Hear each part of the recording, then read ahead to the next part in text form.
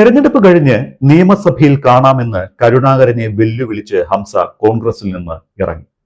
സ്വതന്ത്രനായി നാമനിർദ്ദേശ പത്രിക നൽകി.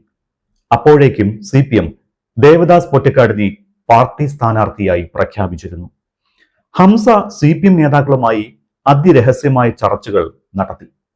കൃത്യമായ തന്ത്രം രൂപപ്പെടുത്തിയ CPM ആര്യാടനോട് പകരം വീട്ടാനുള്ള അവസരമായി ഇതിനെ കണ്ടു.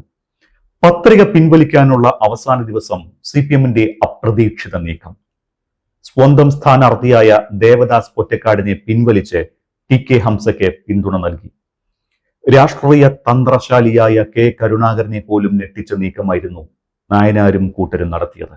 അതോടെ ആര്യാടൻ ഹംസ നേർക്കുനേർ പോരാട്ടം നടന്നു. ആര്യാടനെ ജയിപ്പിക്കേണ്ടി വന്ന കറുത്ത കറമാക്കാൻ CPMും ഇടതുപക്ഷവും ഹംസയ്ക്കായി നന്നായി പണിയെടുത്തു. മറുഭാഗത്ത് ആര്യാടന് വേണ്ടി കോൺഗ്രസ് ചേരിമറന്ന് ഒന്നായി നിന്നു. രാഷ്ട്രീയ കേരളം ഒന്നാകെ ശ്രദ്ധിച്ച കടുത്ത പോരാട്ടം നടന്നു. ഫലം വന്നപ്പോൾ ഹംസ ആര്യാടനെ 1566 വോട്ടുകൾക്ക് തോൽപ്പിച്ചു.